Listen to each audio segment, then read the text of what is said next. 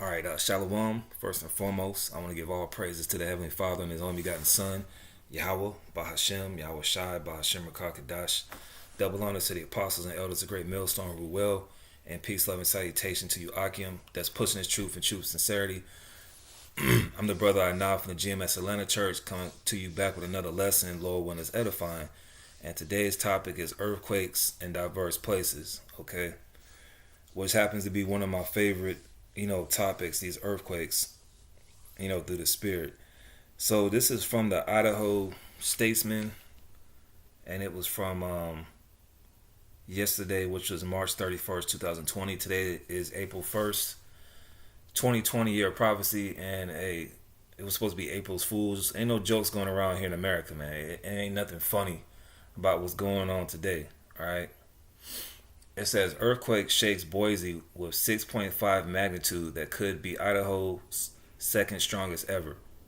All right, it says Boise, Idaho, and Garden City, Idaho. Now, actually, this earthquake, it was actually felt in Spokane, Washington. Okay, let's see how far Spokane. Let's get a map of Idaho and Washington. Alright. Just bear with me for a sec. This internet be slowing down more than ever in these days, man, because everybody and their mom on the internet. Not that one. I don't want a portrait of it. Alright, just give me a map. Let me go to images. Okay. Now, let's get a map of the United States. Alright. So, you got Idaho, which is right. It's basically like, if I can show it to you, man. Alright, you got Washington State. Then you got Idaho right next to it. Alright. So, this earthquake was felt all the way in Spokane, Washington. Alright. So, let me type up something right quick. Boise, Idaho, and Spokane, Washington.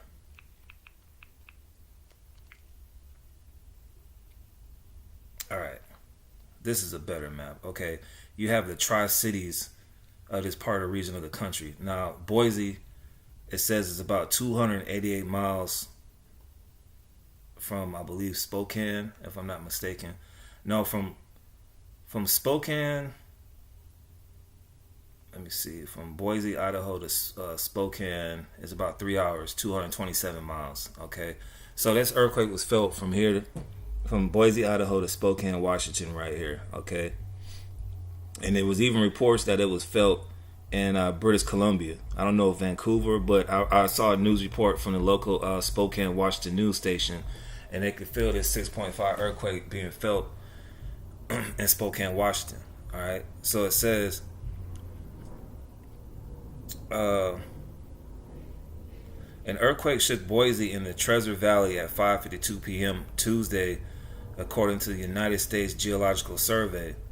And I'm gonna say this too: if you go to the United States Geological Survey, you'll literally get earthquakes in diverse places. There's a survey of earthquakes all around the world. The United States Geological Survey. The shaking lasted for 20 to 30 seconds with a small pause at a home in East Boise and at the Idaho Statesman building on the Boise Bench. The United States Geological Survey pegged the earthquake at 6.5 magnitude with an epicenter in the mountains northwest of Stanley and 45 miles west of Challis. The quake hit near the northernmost turn in Idaho, 21 between Stanley and Lowman, or 73 miles northeast of Meridian. There were at least 20 aftershocks according to the United States Geological Survey, with a magnitude 4.6 tremor giving parts of Boise a strong, brief shake at 6:27 p.m., a 4.4 stroke at 8:09 p.m. All right. It says Stanley Mayor Steve told the Idaho Statesman about around 8:45 p.m. that he didn't He hadn't seen any damage, but the town was still surveying for damage. Stuff was flying all over the place. Body said earlier, I was upstairs and I tried to walk down the steps and I couldn't because it was shaking too much. Officials in the Treasure Valley also had encouraging early news. We don't have any reports of damage just yet, Haley Williams of the Boise Police Department said shortly after the earthquake. We haven't sent any first responders out, police or fire, said Stephanie Galbraith of the Meridian Police Department. All right, so that's basically it on that, man. Well, let's go down. It says, according to the past Idaho Statesman research, the magnitude 6.5 quake would be the second largest in Idaho history if it stands. The number often is adjusted with more information. The Bora Peak earthquake in 1983, which was a magnitude 6.9, killed 2 people in Chalice near the quake's epicenter. The second largest on the books now is a three-way tie at 5.8 from 1983 to 1984. All right. Expect more earthquakes in the days to come. United States Geological Survey says there is a 48% chance of a magnitude 5.0 quake or higher, as forecast says. And I'm gonna just end on that. And they're showing pictures of people's houses, getting shattered. This is only the beginning as far as these earthquakes, man. So what I want to do is get into these different fault lines, all right? Because people think that earthquakes are just designated towards Southern California and the Pacific. Nah, all right? Now, I'm doing this lesson based off of, what the bishop in our camp put in a group text. And he mentioned that this earthquake could possibly trigger the New Madrid seismic zone, all right? And I'm going to just read this off the bat, all right? And this is the New Madrid seismic zone from Wikipedia, okay? Now, this is a fault zone in the Midwest and parts of the Southeast, man, but it originated in New Madrid, Missouri, all right? So it says, the New Madrid seismic zone, sometimes called the New Madrid fault line, that's what I call it, is a major seismic zone and a prolific source of intraplate earthquakes within a tectonic plate in the southern and midwestern United States, stretching to the southwest from New Madrid, Missouri. All right, so you're going to have some, let me see the states that are affected. I'll get to it. The New Madrid fault zone was responsible for the 1811-1812 New Madrid earthquakes and has a potential to produce large earthquakes in the future. Since 1812, frequent smaller earthquakes have been recorded in the area. Earthquakes that occur in the New Madrid seismic zone potentially threaten parts of 8 states: Illinois. What's the city in Illinois? Chicago, Indiana. You got Indianapolis, Fort Wayne, Gary, all these cities. Missouri, Kansas City, St. Louis, Joplin, all right, Arkansas, Kentucky, Tennessee, Memphis, Tennessee, all right, Oklahoma, and Mississippi. So this is 1, 2, 3, 4, 5, 6, 7, 8 states that could be affected by the New Madrid seismic zone. And these are going to happen, man, okay? Let's go into earthquake history. It says... of the New Madrid seismic zone. It says the zone had 4 of the largest North American earthquakes in recorded history. All right, it says the zone had 4 of the largest North American earthquakes in recorded history, with moment magnitude estimated to be as large as 7.0 or greater, all occurring within a 3-month period between December 1811 and February 1812. So this is long overdue, man. Many of the published accounts describe the cumulative effects of all the earthquakes known as the New Madrid sequence, thus finding the individual effects of each quake can be difficult.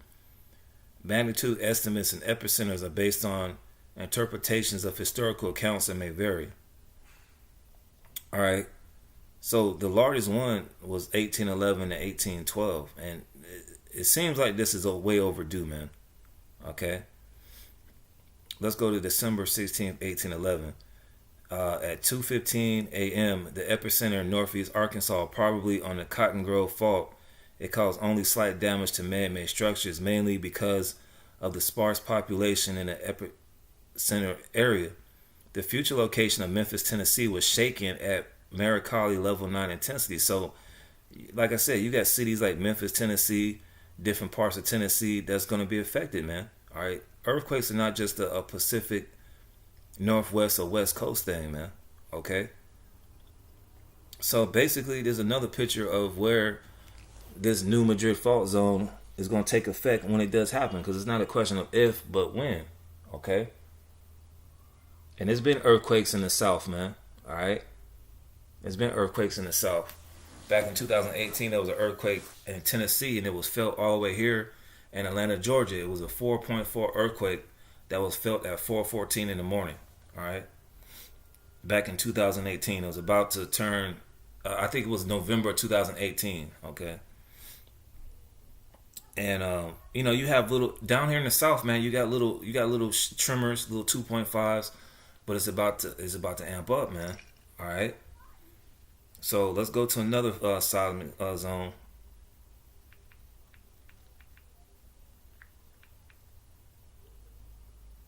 All right. Let's go to the Ramapo fault. Okay. Now it says let's get a picture of the Ramapo fault. That don't look like California to me. It look like somewhere in New York, New Jersey, Delaware, or something like that. All right. Let's get into it. It says the Ramapo fault zone is a system of faults between the northern Appalachian Mountains and Piedmont areas to the east, spanning more than 185 miles in New York, New Jersey, and Pennsylvania. So that's New York, New Jersey, and Pennsylvania, man. So this fault line has the potential to hit those states, man. All right. It says the Ramapo fault zone is a system of faults between the northern Appalachian Mountains and Piedmont areas to the east, spanning more than 185 miles in New York, New Jersey, and Pennsylvania. It is perhaps the best known fault zone in the mid-Atlantic region, and some small earthquakes have been known to occur in its vicinity. Recently, public knowledge about the fault has increased, especially after the 1970s, when the fault's proximity to the Indian Point nuclear plant in New York was noted. It says some seismologists have argued that this fault has the potential to produce a major earthquake, but earthquakes are scattered throughout this region, with no particular concentration of activity along the Ramapo fault. Thus, others have argued that the Ramapo fault has not been demonstrated to be any more activity than any other fault zone in the greater New York City area. All right. Let's go to earthquake hazards in the New York City area. It says, despite the rarity of strong East Coast earthquakes in the United States, they do sometimes occur.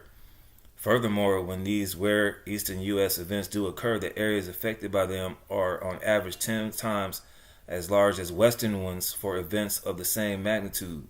So these different fault lines outside of San Andreas, they have the capacity to produce major earthquakes, man. All right, there's fault zones all over America, but these are just ones where a major where people are affected, man. Where a lot of people live at. Just like on the West Coast, it says thus earthquakes represent at least a moderate hazard to East Coast cities. Earthquakes in the greater New York City area affect most of New Jersey, the most densely populated state in the United States, as well as New York City. It is difficult to discern the extent to which the Ramapo fault itself or any other specific map fault in the area might be any more of a source of future earthquakes than any other part of the region. A 2008 study argued that a magnitude 6 or 7 earthquake was destined to originate from the Ramapo fault zone. This is back in 2008. That was 12 years ago? Was destined to originate from the Ramapo fault zone, which would almost definitely spawn hundreds or even thousands of fatalities and billions of dollars in damage. Now, imagine if an earthquake hit this Ramapo fault zone, triggering Pennsylvania, New Jersey, and New York. New York is already shut down because of the COVID-19. So imagine an earthquake, the Ramapo fault zone, rips open and tears up New York. Even a little 6.7 is gonna shake stuff up in New York, man. Look, all them high rises in New York, man. All right, so these earthquakes are long overdue in these areas, man. All right, so I mean, you can go look this stuff up for yourself. I'm just gonna skip and hop some of these. I'm just going so far in the rabbit hole, so to speak. All right, look, you can look up the Ramapo fault under Wikipedia. Okay, but let's go to another one. All right, now this one right here, man. This one right here is this man. The Cascadia subduction zone. This one right here, man. This one is long overdue. All right, Cascadia subduction zone. You can look that up for yourself if you want to. All right.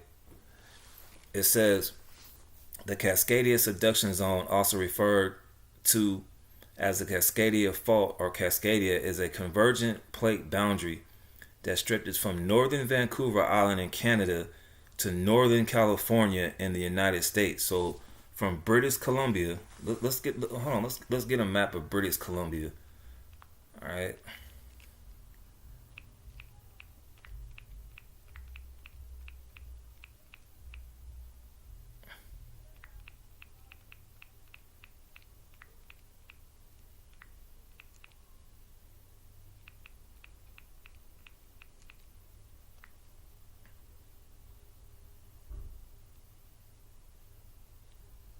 Let's go to images.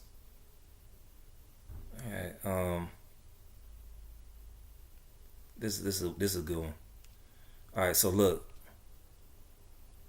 All right. You got British Columbia all the way down to Northern California. So you going from basically Vancouver. Maybe Vancouver is basically southern British Columbia, all the way down to the Bay Area, man. Look at that. That's where the Cascadia fault line. So if that bad boy erupts, man, you got Vancouver, Portland, Seattle, all the way down to San Francisco Bay Area, man.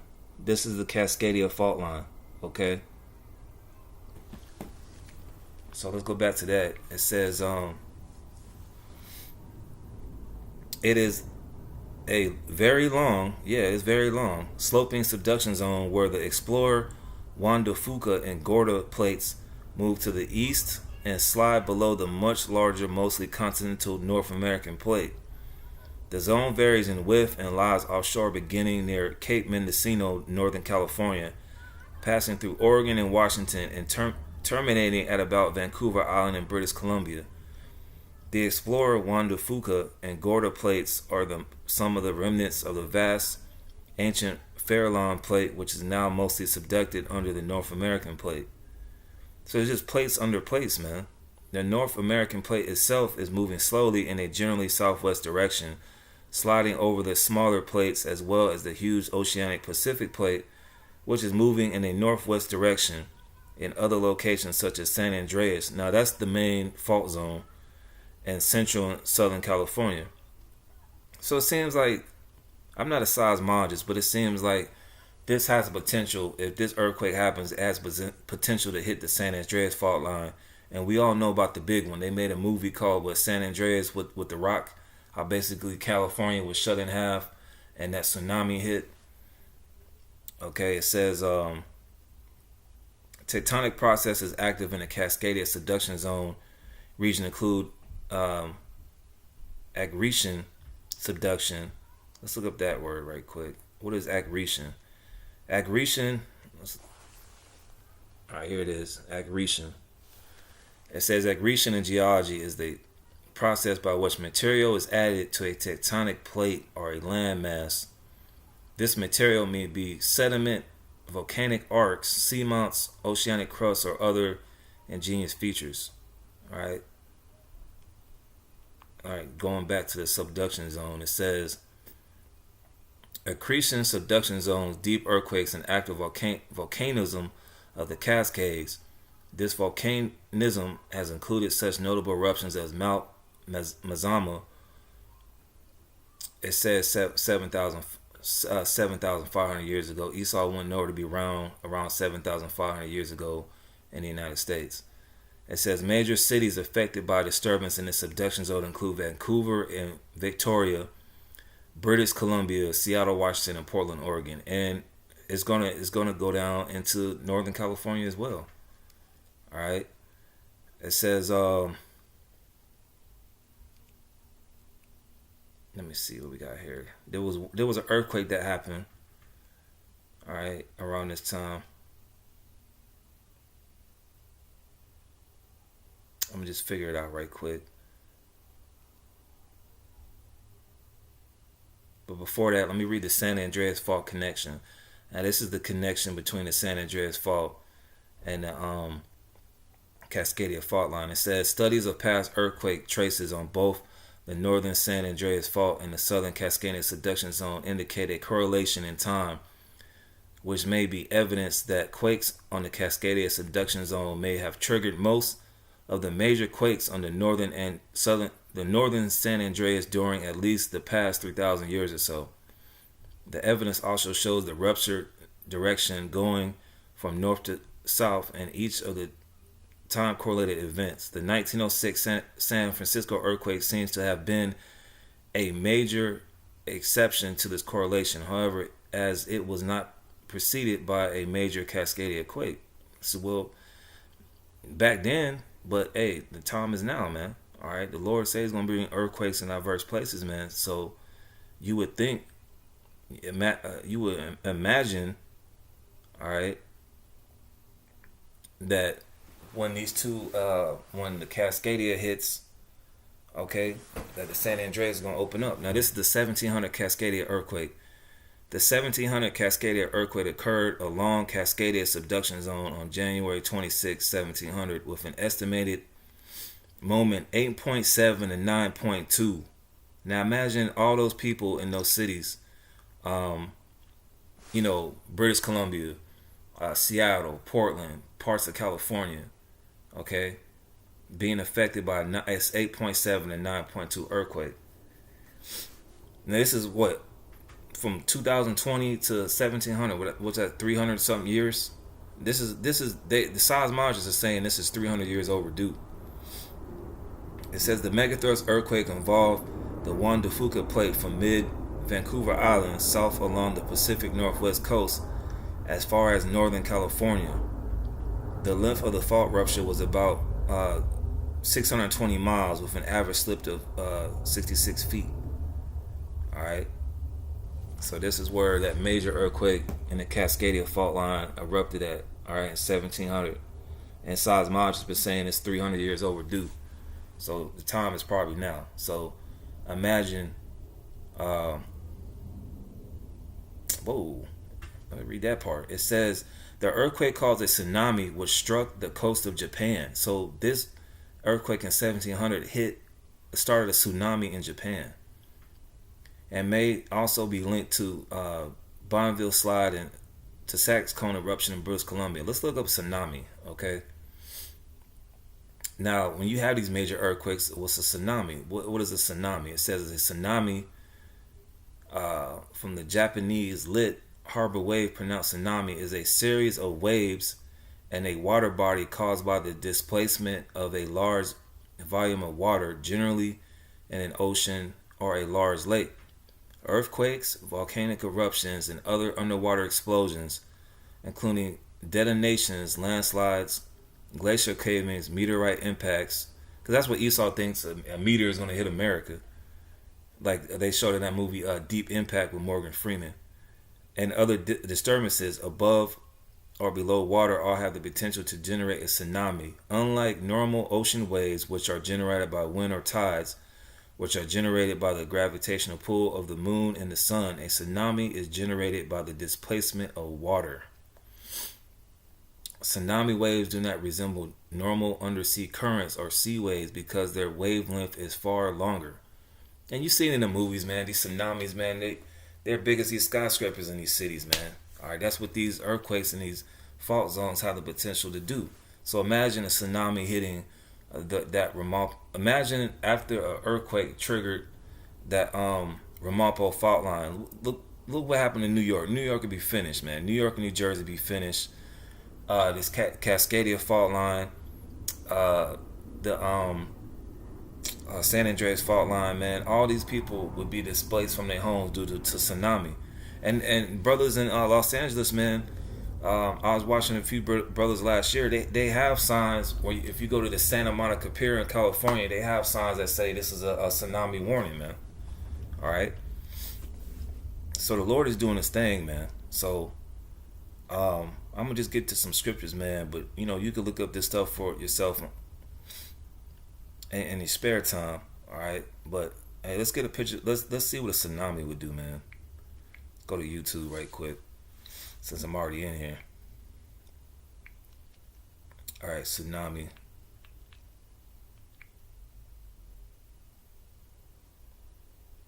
All right. Let's get this one. And this is on a small magnitude. This is after that big earthquake that happened in Japan in 2011. Let's play this right quick.